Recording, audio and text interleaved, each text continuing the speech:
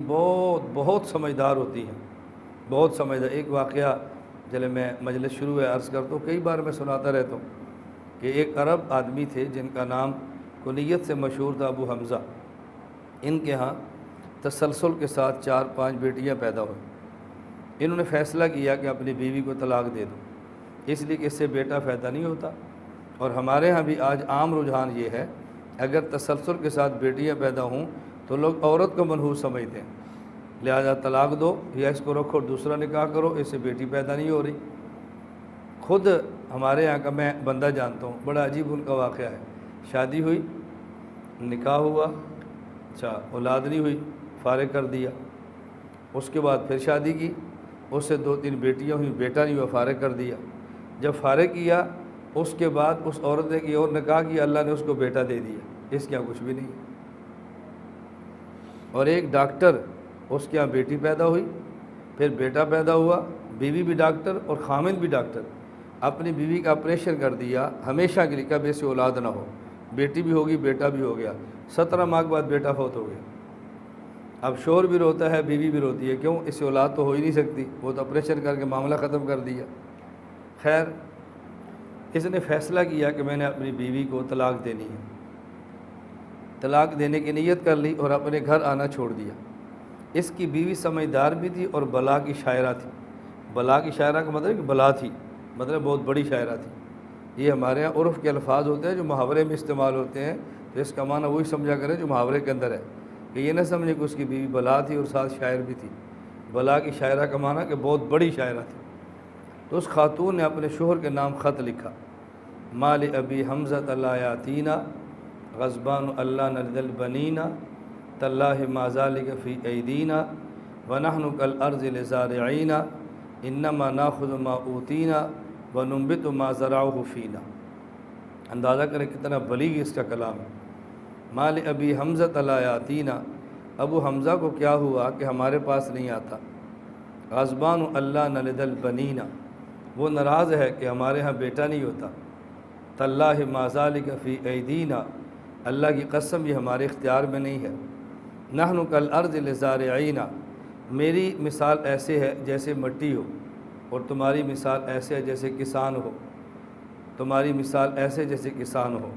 انما ناخذ ما اوتینا، مٹی میں وہی بیج ہوتا ہے جو کسان ڈالتا ہے۔ ننبت ما زرعہ فینا، اور اس سے وہی پودا پیدا ہوتا ہے جو کسان نے بیج ڈالا ہوتا ہے۔ اگر بیٹا نہیں ہوتا تو قصور تیرا ہے یا میرا ہے؟ میں تو مٹی ہوں، تو کسان ہے، جو تو نے بیج ڈالنا ہے وہی پودا نکلنا ہے۔ اگر بیٹے والا بیج ہے تو بیٹا پیدا ہوگا، بیٹی والا تو بیٹا ہوگا، میرا کیا قصور ہے؟ ابو حمزہ نے معذرت کی اور اپنی بیوی کے پاس آ گیا کہ تو نے واقعات پتہ کی بات کی، دیکھو کتنی سمجھدار عورت۔ اس پر بہت قصے اور واقعات ہیں کہ بعض عورتیں کتنی سمجھدار ہوتی۔ خود ازواج مطہرات رضی اللہ عنہن کے ایسے واقعات موجود ہیں کہ جو نبوت کے ساتھ پیش آئے، ہم پڑھتے ہیں لیکن غور نہیں کرتے۔ خیر، وہ تو بات درمیان سے نکل گئی۔ تو تقریر اور تحریر، خود رسول اکرم صلی اللہ علیہ وسلم سے تحریر ثابت ہے۔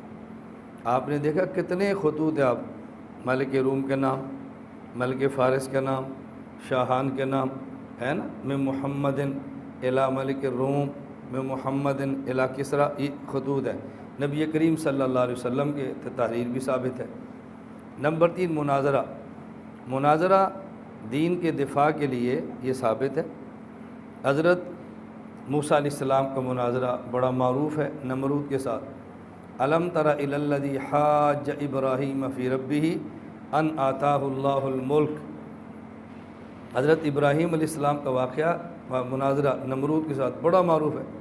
الم تر الی الذی حاج ابراہیم فی ربہ ان آتاہ اللہ الملک اذ قال ابراہیم ربی الذی یحیی ویمیت قال انا احیی وامیت قال ابراہیم فإن اللہ یأتی بالشمس من المشرق فأت بہا من المغرب فبہت الذی کفر۔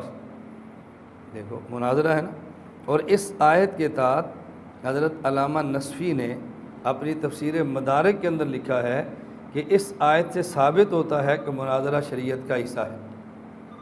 آپ پڑھنا ذرا، میں جب اصول مناظرہ کی بات آئے گی نا انشاءاللہ اس میں آپ کی خدمت میں عرض کروں گا، اس پر دلائل پیش کریں گے کہ مناظرے کی شریعت میں حیثیت کیا ہے اور مناظرے کا مقام کیا ہے، ثابت ہے نہیں ہے۔ بہرحال یہاں لکھا ہے علامہ نصفی لکھتے ہیں ان ھذل آیا تدل علی المناظرہ والمجادلۃ فی العقائد، اسی کے تحت، اور دلیل بڑی عجیب بیان فرمائی ہے، فرماتے ہیں اگر مناظرہ گناہ ہوتا ابراہیم علیہ السلام کبھی نہ کرتے، کیونکہ نبی معصوم ہے اور نبی کبھی گناہ نہیں کرتا۔ اپنے موقع پر انشاءاللہ دلائل آئیں گے، میں صرف یہ ثابت کروں ابراہیم علیہ السلام نے مناظرہ فرمایا۔ اس پر البتہ ایک دلچسپ چھوٹا سا قصہ سن لیں۔ میں جامعہ بنوریہ کراچی میں تھا، علم الصیغہ والے سال ہمارے استاذ تھے مولانا محمد عالم خان، پٹھان تھے، تو پٹھانوں کی دلیل پھر پٹھانوں والی ہوتی ہے۔ ہمیں انہیں فرمایا کہ اس آیت سے موجودہ مشرکین کے خلاف ایک بڑا زبردست استدلال ہے، اور جب تمہیں کوئی خبر کا اور گھوڑے کا پجاری ملے، اس کو وہی دلیل پیش کرو جو ابراہیم علیہ السلام نے نمرود کو پیش کیا تھا، وہی دلیل پیش کرو۔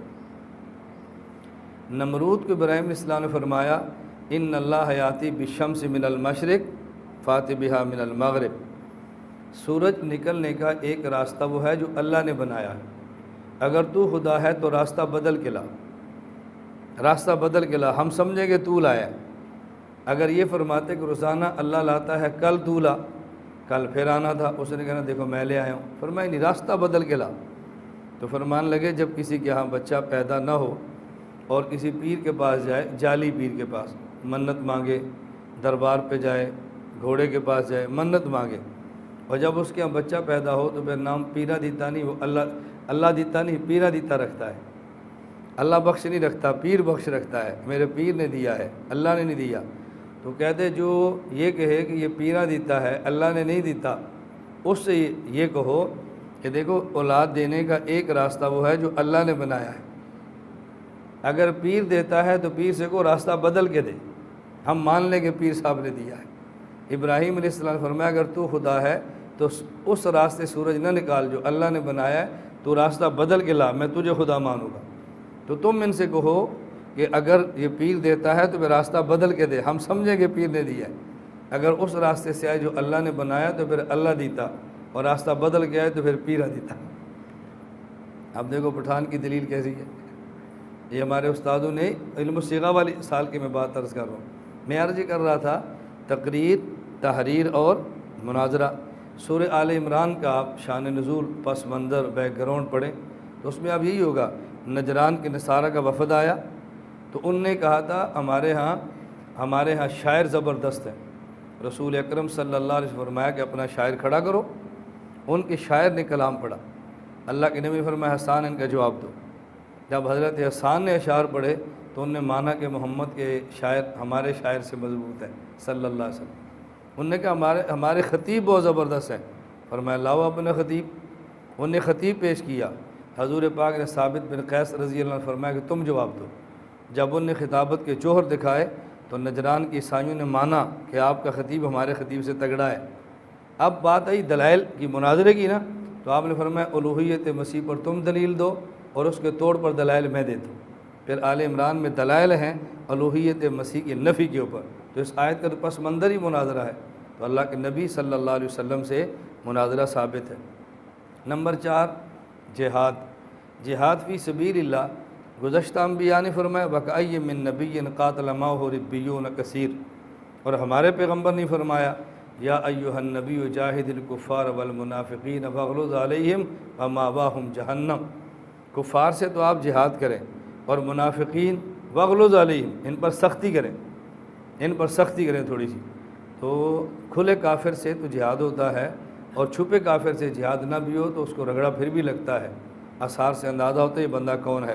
تو جب آثار سے اندازہ ہو کہ بندے مومن نہیں ہے تو پھر اس کو مارتے نہیں ہیں، حضرت تھوڑا سا کام ٹائٹ کرتے ہیں، وہ خود و سبو سے کھسک جاتا ہے کہ میں یہاں نہیں رہ سکتا۔